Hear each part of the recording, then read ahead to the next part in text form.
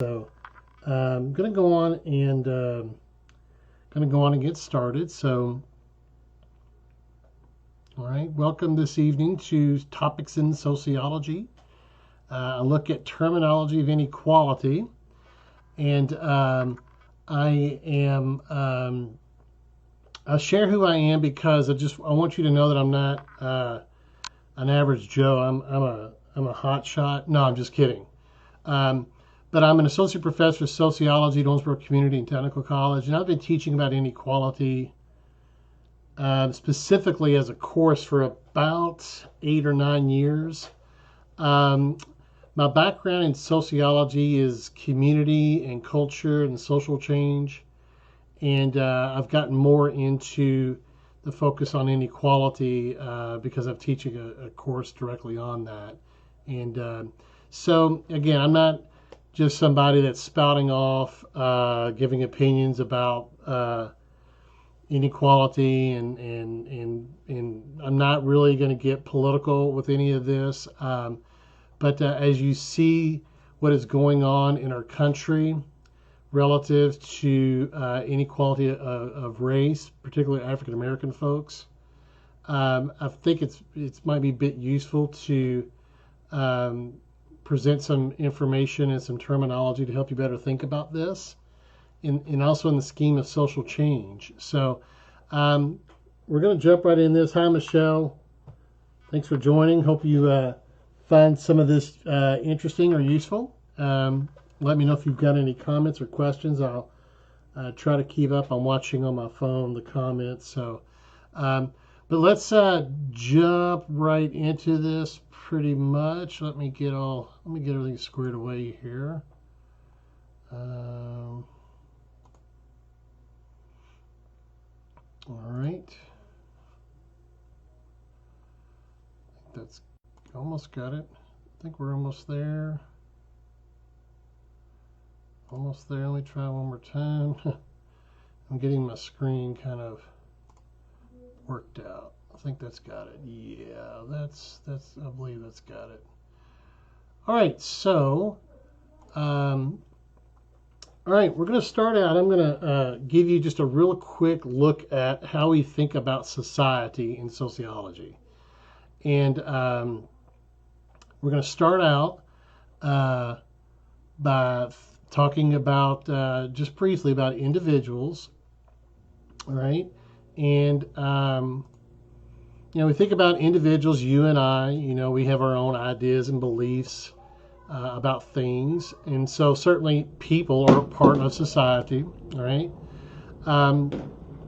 By the way, before I get into this too much further, as we think about inequality and its relevance in sociology, sociology is the field that does this. Sociology, the study of human society, of people in society. So we have something to lend to the discussion and the consideration of topics and subject matter relative to sociology or relative to inequality. And you're going to have to wait just a second. I've got a little kid coming down here. Go back upstairs, baby. Go back upstairs. Okay. I'm busy right now. All right. So at that individual level, right? Individuals in society. So let's move on up the ladder here. And we also look at groups in society. All right. And this is the next part of this is what I think is very valuable as we start considering social change and inequality in society. As we're talking about institutions, and something that I'm going to talk about in the terminology of inequality is institutional inequality. And that right now, here we are, June 9th, 2020, that is something that is a hot topic. And I think institutional inequality, institutional discrimination, institutional racism are kind of odd concepts for people to think about. Well, you've come to the right place if that is you, all right? I am going to lay this out in a very general sense, what we mean by institutional inequality, institutional discrimination, and that sort of thing. Yes, Michelle, I would love to be a speaker. I would love to. Absolutely. You just email me. You know my email address, and we'll get in touch. Okay. So what you're looking at here are institutions, modern institutions in society. Okay. And so when I work with my students in sociology, this is something that I focus on substantially. I am a micro-sociologist at heart, and what that means is I think about individual identity and culture from the macro perspective. And my perspective is that if you really want to understand people, you understand their social life. And so when we think about social institutions aren't always physical buildings. Social institutions are patterns of human behavior. So there are patterns of human behavior, and what we mean by that, there are some things that individuals engage in that are quite similar from person to person. Okay? So all individuals have a family. Like it or not, you have two things in your life. You have a family, like it or not, and you have a community. Now that's modern civilization stuff, right? But when we think about patterns of human behavior, generally we participate in education. We are under the context of a formal structure of law and government. Religion is a profound social institution. Even if you don't practice religion, it's a very important part of society, whether you like that or not. And then you also see economy, certainly work and making money is a really important part of human existence. So there you go, you see social institutions, and we start thinking about, what is the relationship of institutions to the individual? And you can already see, all right, hopefully you can already see that this is a little bit more complex than just passing a law, right? So if you start thinking about inequality, equality, this is a very multifaceted idea. And some people don't like to hear that. We want quick solutions to things. We want a problem solved, and if we pass a law, and that's going to solve all the problems. Well, we know that passing a law doesn't solve all the problems. As a matter of fact, and this is, I have people sometimes asking me about running for office, and this is why I don't run for office. We can affect a lot more social change if we think about society, how it really is. And affecting social change by working through and across social institutions is more long-lasting and more institutionalized and more sustainable over time. Yet our society has a tendency to look at elected officials and look at government. Now, government is really important. Obviously it is, right? Laws and policies are extremely important. We're going to get to that in just a second. But that's not the only thing that makes up social life, right? That's not the only thing that makes up social life. So, what you're looking at here on the screen is a combination of the institution down to the individuals and the makeup of social life, the makeup of civilization, modern civilization as we know it, okay? Now we could, focus on one institution, and actually I'm going to do that in a few minutes, and to give you an idea about the levels of complexity of social organization. And that is important as we think about institutional inequality. That's important as we think about individual inequality, how we treat one another, okay? All right, so I'm going to keep going back and looking at questions here, if there are any questions.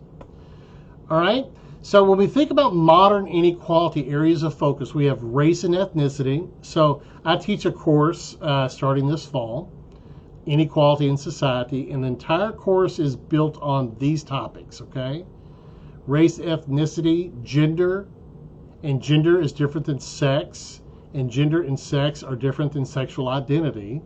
It's a lot more different than maybe we were brought up to believe about things, okay? Now this is, again, this is the study of these things. What I'm doing here, this evening is not, rambling on about my politics and what I think and this and there's a place for that, right?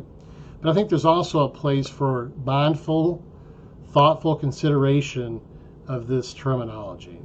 Because at the end of the day, if you want to affect social change, you got to know what you're dealing with, right? And I see that a lot. I see people have a lot of energy, a lot of enthusiasm, and don't know where to go, don't know what to do. Well, this is kind of a roadmap, so to speak, okay? And we're going to get to that. And then the last area of focus that we have in modern inequality is age. Okay, now there's other things that you could add to this, but generally, race, ethnicity, gender, sex, social class, and age are the areas of most focus in modern inequality. All right? All right, so next, let's talk about terms. All right, this is where we get down to the nitty-gritty of things. Let me make sure that you can see that well enough. Let me try this. Hold on. All right. It's not working. Hold on a second. Hold on just a second here. It got kind of sideways on me.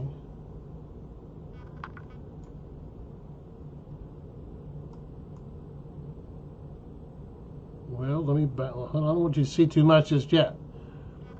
I got some stuff I'm trying to show you here. Oh, you can't see it on the screen. Well, hold on just a second. I'm going to get this fixed. I know you can see it that way.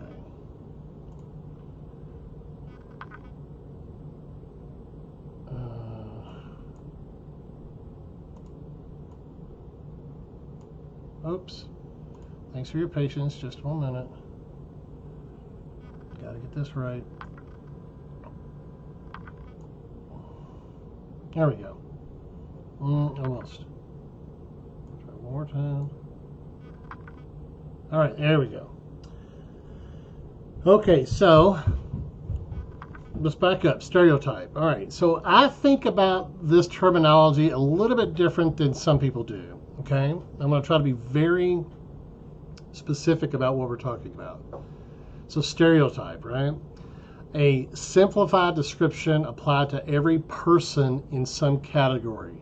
Now, I cannot understate how important this idea of categories is, right? And so what category do we fall in? And humans have a way of compartmentalizing people, right? We're going to get to that. But what category do you belong to? So I belong to a category of white, of male, of Christian, of progressive. I belong to a category of being a father. That's a category.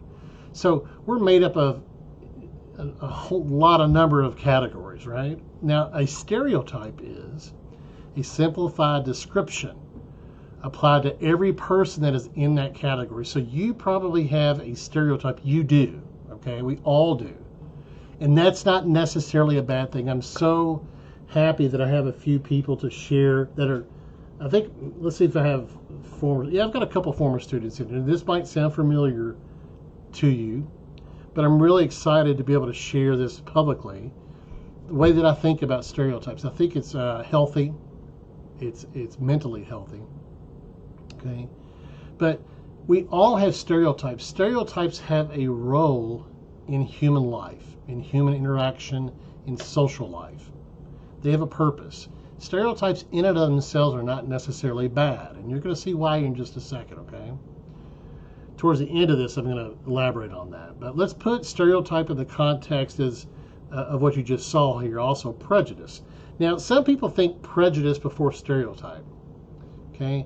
I see it stereotype first. So you have a stereotype, you have a simplified description about any person in a category, and then we move up the ladder of inequality, if you will, and prejudice. You start seeing the terminology changing a little bit too, right? A rigid, unfair generalization about an entire category of people. So I prefer to think about stereotype first because we're thinking about a person. Okay? And then you prejudge categories of people, and of course people fall into categories. Okay? And then we get into discrimination, right? And so, again, I would suggest not thinking of stereotypes in and of themselves as being negative, bad, a manipulation of power. It's our way of trying to understand other people. Okay? We're going to get to that. But when you get into prejudice, and certainly when you get into discrimination, discrimination is how we treat one another. And something that I haven't mentioned yet as part of this that we're really talking about is power. Okay? So when you hear institutional racism, institutional sexism, institutional classism, inequality, what's at the root of all of that is power. Okay? And that's another reason why I'm doing this. Because these are difficult things for most people to talk about, and I'm used to talking about it. And I think I could really distill it down in a way that makes this subject matter kind of accessible. Okay? But we're talking about power now. Unequal treatment of various categories of people. So it doesn't matter if I'm black, if I'm male, if I'm female, if I'm transgendered, if I'm rich, if I'm poor. If I discriminate against people that are part of that category, regardless of who that person is, if I discriminate against that category of people, then anybody that is within that category, is going to experience a discrimination. Okay? So, on up the ladder here. Institutional prejudice. Beliefs and ideas.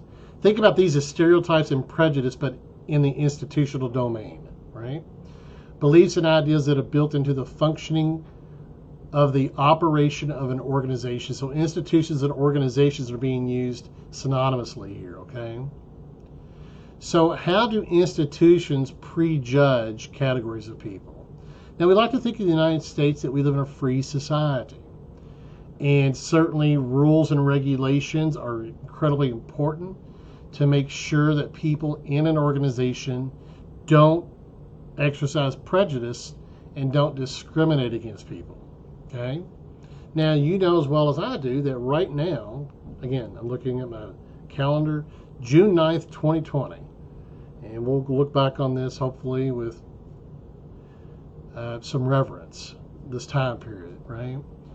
We all know that we're looking at institutional discrimination in our country relative to the police force, law enforcement. And how have formal practices and policies been built into the functioning of the organization? Chokeholds. A level of police violence is written into the policy as acceptable in police departments across the nation. When you've got that written into an organization, that is problematic as it relates to inequality. Okay? Now, why is it problematic? It's not just problematic because if I'm a black male, I might experience violence at the hands of law enforcement more frequently than other people. It's not just that. It's not just who the category and the individuals that might be targeted by such policies. It's not just them that's affected by this. And this is why I have a tendency to think that institutional prejudice and institutional discrimination are morally, ethically, much more wrong than how I might think about somebody. Okay? And that's how I think about somebody is generally the stereotype and prejudice stuff.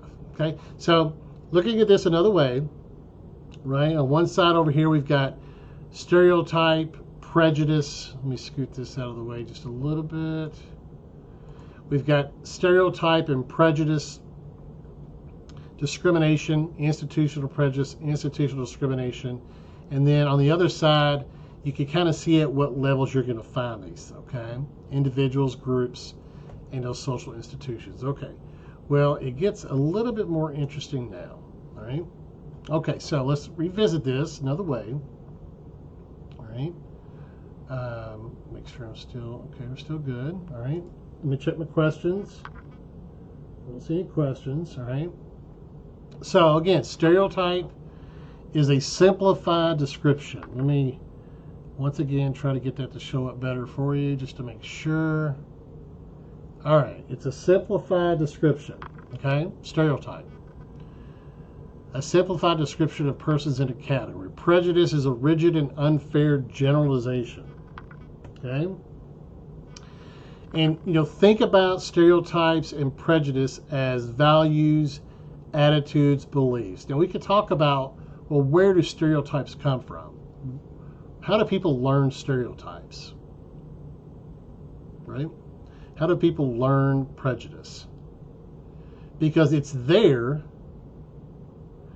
where we would need to go in order to change what people learn.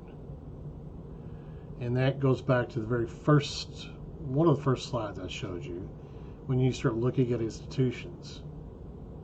Okay? And we're going to get to that again in a few moments. Okay?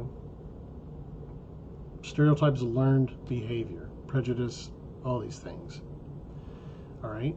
Now, stereotype and prejudice, one's perception of others. So I developed a stereotype about and prejudice about persons in a category. I developed stereotypes, prejudices about a whole entire group of people. Okay, now I have those ideas, and everybody has ideas. Everybody has stereotypes.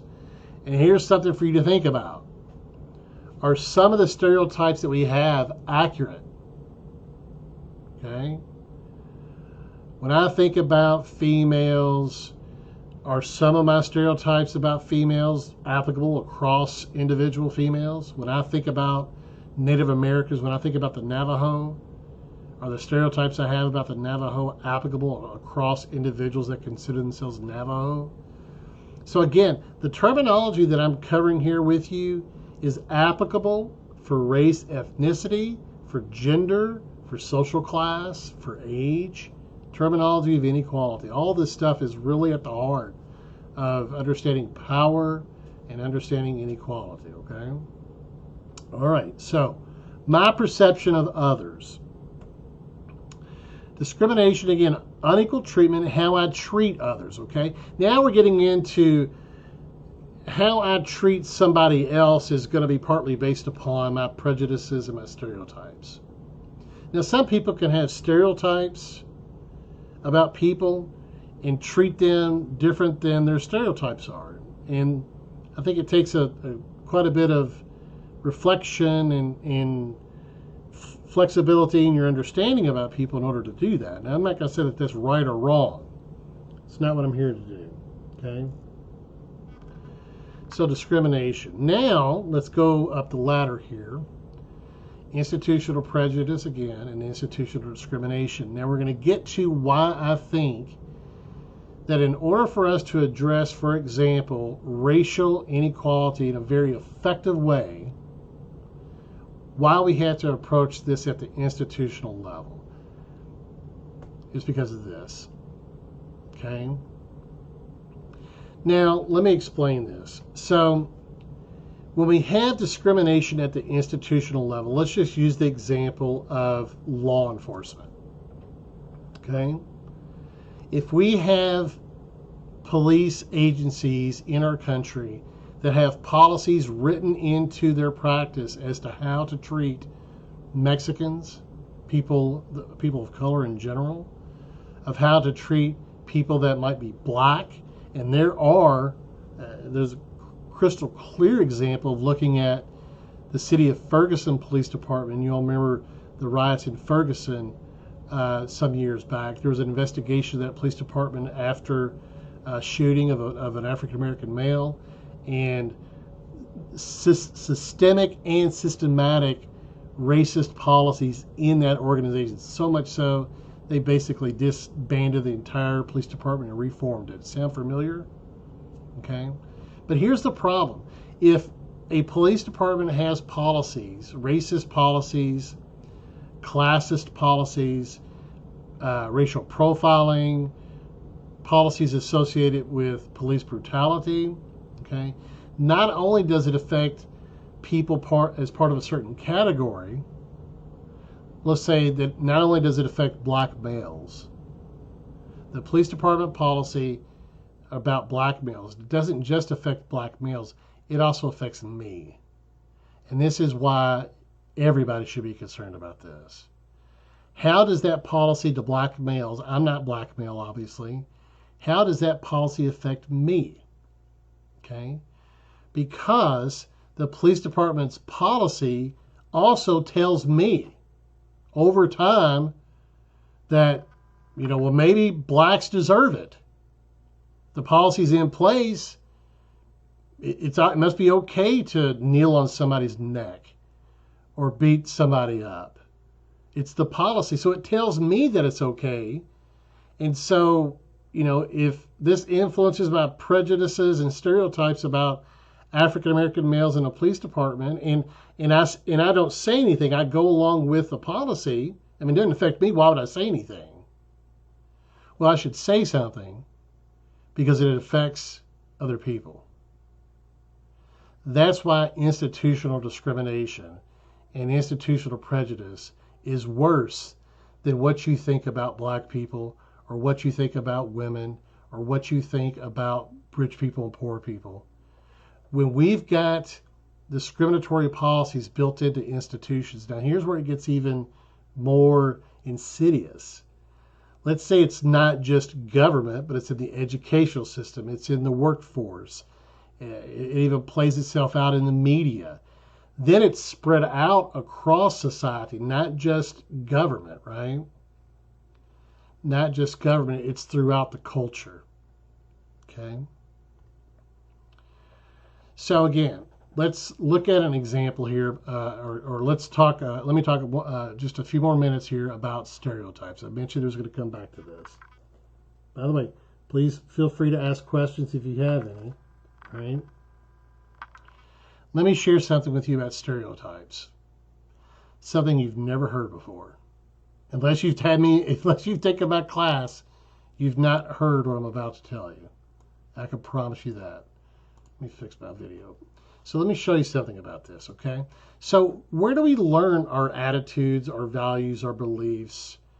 Where do we, develop our understanding of who we are and other people? A family, good or bad. Some people got good families, some people got bad families, but it's pretty clear that families play an incredibly important role in the lives of individuals.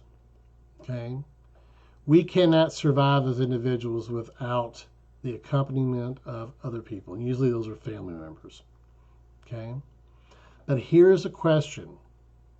Here's a question for you. I love talking about this. Two questions. How do we know strangers? Particularly really young people, okay? I think she's almost 6. Yeah, she's almost 6. She's in a 6-year-old daughter. Was just finished kindergarten and has been in preschool, and she's going to be in elementary school in first grade next year. But it's not just for young people, it's for older people too, adults. Go back to the question. How do we know strangers? How do we know people we don't know? Now, that's a philosophical question. And here's the next question. And I wish that people could chime in. If we're in a classroom, we would talk about this. Okay? How do we know people we've never met? Is it possible to know somebody that you've never met? Is it possible to know anything about somebody that you've never had a conversation with? Can you look at somebody and make judgments about them with any level of accuracy?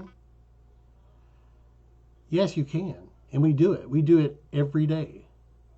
How do we know people that we don't know? There's several people that I'm looking at on this feed here. I know a little bit about you, right? But I don't know you in great depth and great, everything about who you are as a person.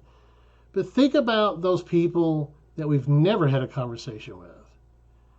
How do we know strangers? Through this. Stereotypes. And stereotypes are not in and of themselves bad. It helps us to understand people that we don't know. How do we live in context with other people? That really is a question of sociology and social psychology, isn't it? Right? So stereotypes in and of themselves are not bad. Don't beat yourself up over stereotypes. We all have them. How else do we relate to people we don't know? How are we able to interact with strangers out in public on a daily basis when we're not quarantined at home, obviously? But how are we able to interact? Because we have judgments and we have agreements, informal agreements between one another. We live according to laws and norms and expectations, and some of us go by those norms, and most of us do obey the law and these sorts of things. Now, again, I'll go back here just real quickly here, and I'll leave you on this for this evening. Go back to this right here. Now, stereotypes, again, in and of themselves are not bad, but when you start going up that ladder of prejudice and discrimination and institutional prejudice, that's when we start getting into the misuse of power. And this is within relationships with one another. When we're looking at this right here, this is where our relationships with other people, and not everybody discriminates. Another question about this: are there varying degrees, varying levels of prejudice? Absolutely, there are. Are there varying degrees of discrimination? Absolutely, right? Some discrimination is implicit bias. Some discrimination, treatment of others, is in the form of police brutality. So, it could go from ideas to about other people to actual treatment of other people, right?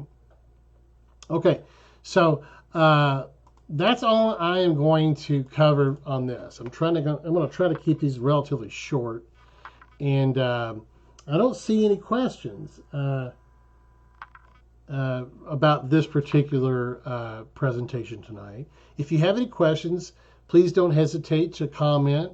I will leave this up and on Facebook, and I also will download this and edit it a little bit and post it later.